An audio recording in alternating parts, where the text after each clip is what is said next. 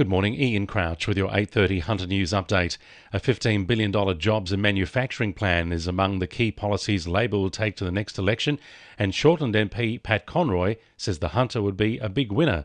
Opposition leader Anthony Albanese will outline the details during a virtual national conference over the next 2 days.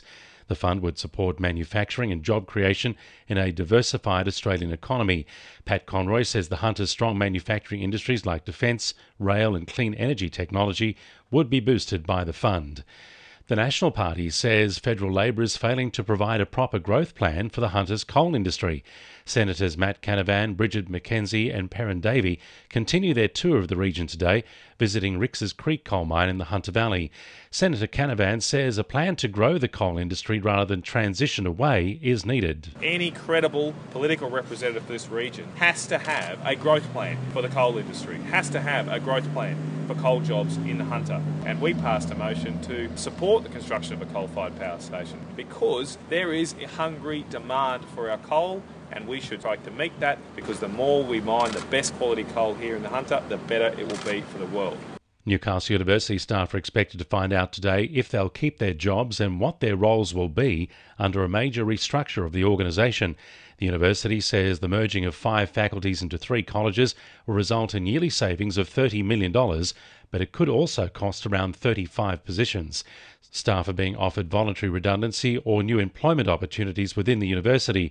However, staff are worried it will lead to bigger workloads and result in a decline in quality teaching and research.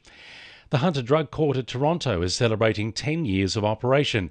It was established to guide offenders with a drug habit into a unique rehabilitation program, with drug use a key factor in the likelihood of reoffending.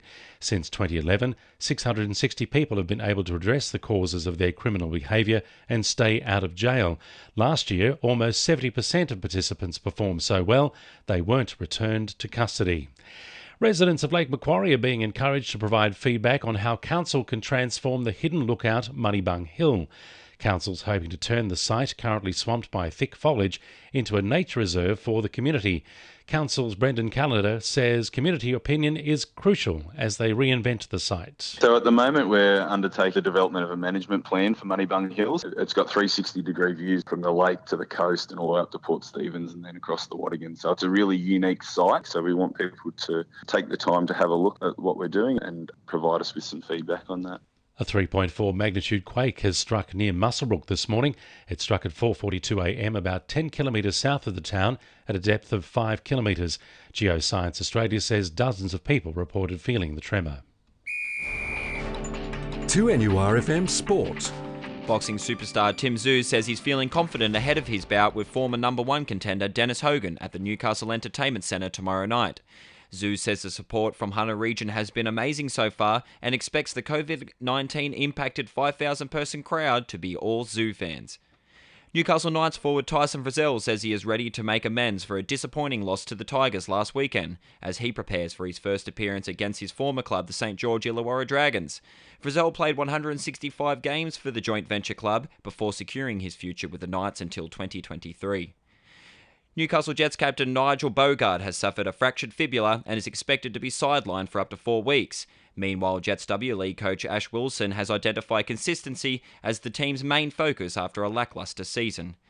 And the Hunter Hurricanes have had their campaign in the Australian Water Polo League halted after the event was cancelled yesterday due to Brisbane's COVID-19 outbreak. That's sport. I'm James Paris. And the winning numbers in Monday Lotto are 15, 38, 34, 23, 24 and 12, and the supplementaries are 32 and 22.